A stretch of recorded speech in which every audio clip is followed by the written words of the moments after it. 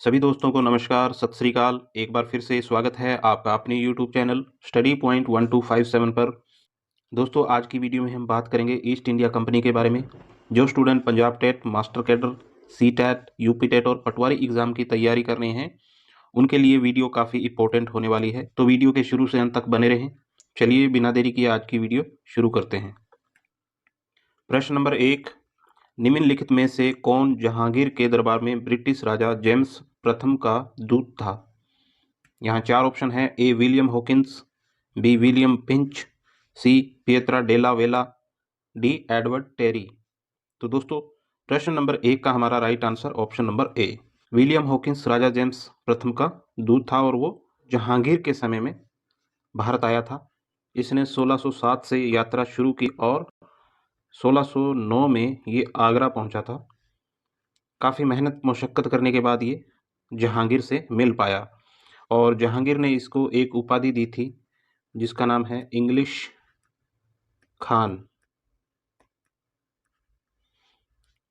दोस्तों, 1611 तक ये वहाँ पर रहा, लेकिन 1611 में इसको अंत में निराशा हाथ लगी क्योंकि वहाँ पर पुर्तगालियों का जो प्रभाव था वो ज़्यादा था।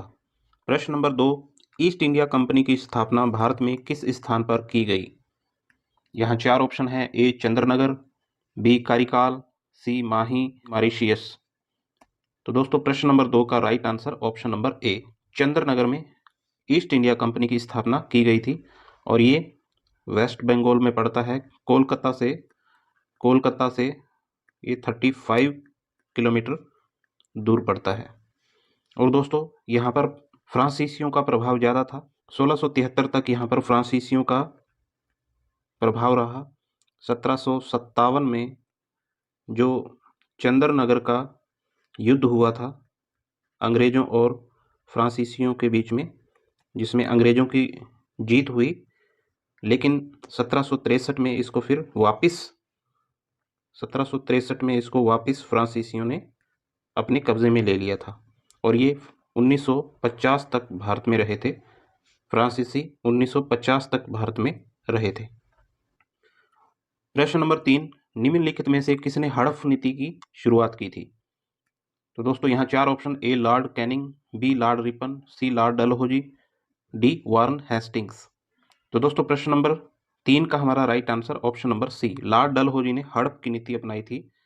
और दोस्तों, इसने एक कानून निकाला था कि मृत्यु के बाद जो पिता की संपत्ति है उस पर बेटे का कोई अधिकार नहीं रहेगा। ये 1848 में भारत आया था लॉर्ड डलहौजी। अवध को ये हड़पना चाहता था, ये इसकी इच्छा थी। प्रश्न नंबर 4, कौन सा युद्ध अंग्रेजों द्वारा जीता गया पांडिचेरी की संधि के साथ संपन्न हुआ? यहाँ 4 ऑप्शन। ए पहला आंग्ल मराठा युद्ध, बी दूसरा आंग्ल मराठा युद्ध, सी दूसरा कर्नाटक युद्ध, डी पहला आंग्ल फ्रांसीसी युद्ध।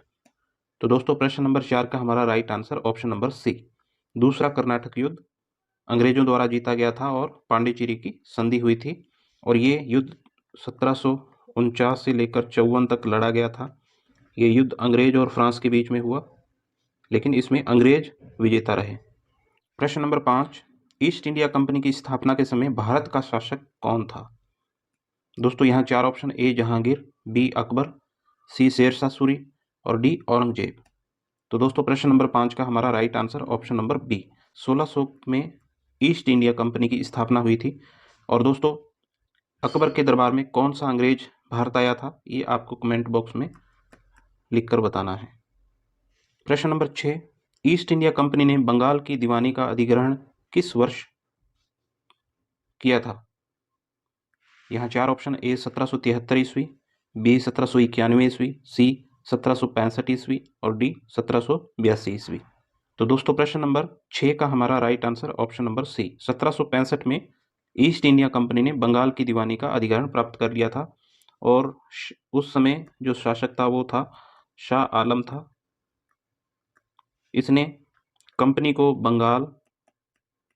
बंगाल, बिहार और उड़ीसा की जो दीवानगी है वो अंग्रेजों को दे दी थी। प्रश्न नंबर 7, 16वीं शताब्दी के मध्य में पहली बार भारत में प्रिंटिंग प्रेस कौन लाया था? यहाँ 4 ऑप्शन। ए हॉलैंड के कपड़ा व्यापारी, बी ब्रिटिश व्यापारी, सी अरब पांडुलिपि लेख कश्प, पुर्तगाली मिशनरी।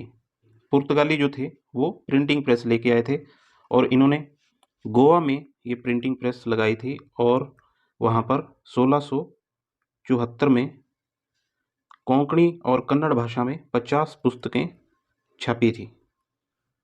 प्रश्न नंबर 8, किस स्थान पर ब्रिटिश ईस्ट इंडिया कंपनी ने अपना पहला स्थायी कारखाना स्थापित किया? यहाँ 4 option, A Masulipatnam, B Surat, C Bengal, D Ahmedabad.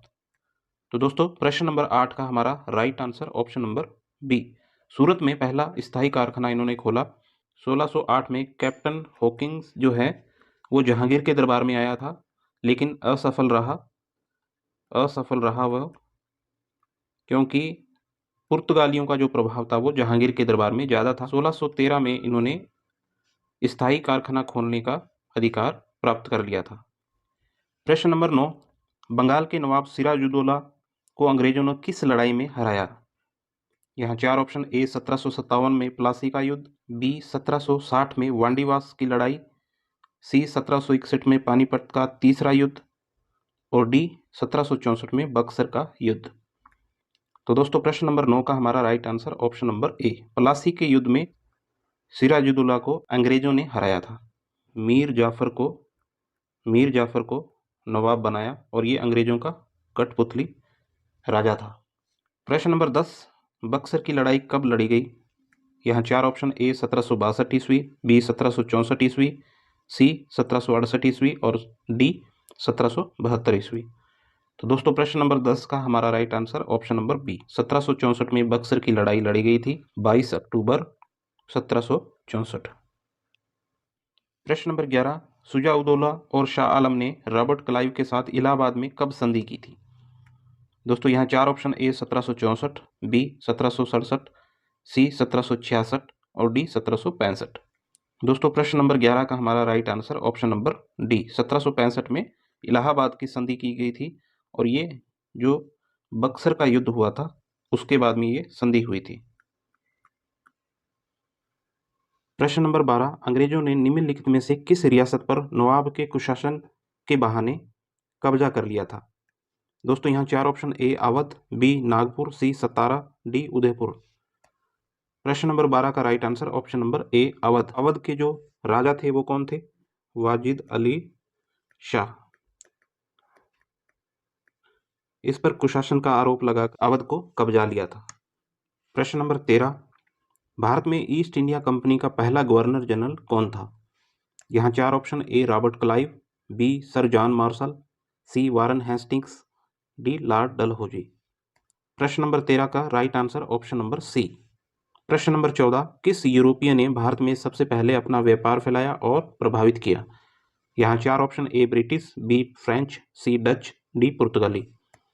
तो दोस्तों प्रश्न नंबर 14 का हमारा राइट आंसर है ऑप्शन नंबर डी, पुर्तगाली सबसे पहले भारत में आए थे। प्रश्न नंबर 15, वर्ष 1498 ईस्वी में वास्को डी गामा भारत में कहाँ उतरा था? यहाँ 4 option, A Goa, B Calicut, C Mangalore, D Cochin. तो दोस्तों प्रश्न नंबर 15 का हमारा right answer option number B, Calicut के तट पर आया था। प्रश्न नंबर 16, वास्को डी गामा कहाँ का रहने वाला था? यहाँ 4 ऑप्शन, ए पुर्तगाल, अमेरिका, डी फ्रांस। तो दोस्तों प्रश्न नंबर 16 का राइट आंसर है ऑप्शन नंबर ए, पुर्तगाल का रहने वाला था वास्को डी गामा। प्रश्न नंबर 17, गोवा, दमन और दीव का उपनिवेशीकरण मूलतः किया गया था? यहाँ 4 ऑप्शन, ए डचों द्वारा, बी अंग्रेजों द्वारा, सी फ्रांसीसियों द्वारा, डी पुर्तगालियों द्वारा।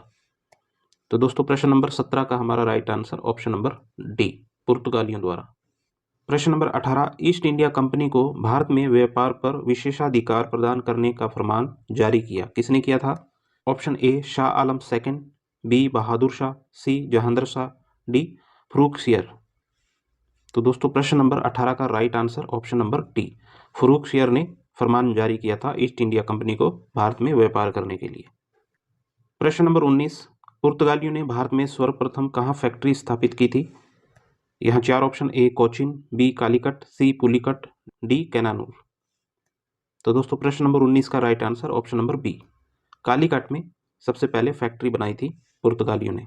प्रश्न नंबर 20 और हमारा आज का ये आखिरी प्रश्न। जब 17 मई 1498 को वास्को डी गामा कालीकट में उतरा तो उसका स्वागत किसने किया था? यहाँ 4 ऑप्शन हैं। ए कालीकट के राजा जमोरिन ने, बी केनानूर के केलाथिरी ने, सी कोचिन के नायर ने, डी द्रावणकोर के त्रिवेदी ने। तो दोस्तों प्रश्न नंबर 20 का हमारा राइट आंसर ऑप्शन नंबर ए, कालीकट के राजा जमोरिन ने वास्को डी गामा का स्वागत किया था। कालीकट को हम कोजी कोड़ा भी बोल सकते हैं, कोजी कोड़ा। तो दोस्तों ये थे हमारे आज के 20 महत्वपूर्ण प्रश्न। उम्मीद करता हूँ वीडियो आपको अच्छी लगी है। अगर वीडियो अच्छी लगी तो वीडियो को लाइक करें, अपने दोस्तों के साथ शेयर करें। अभी तक आपने हमारा चैनल सब्सक्राइब नहीं किया तो कृपया चैनल को सब्सक्राइब करें। मिलते हैं नेक्स्ट वीडियो में, तब तक के लिए धन्यवाद।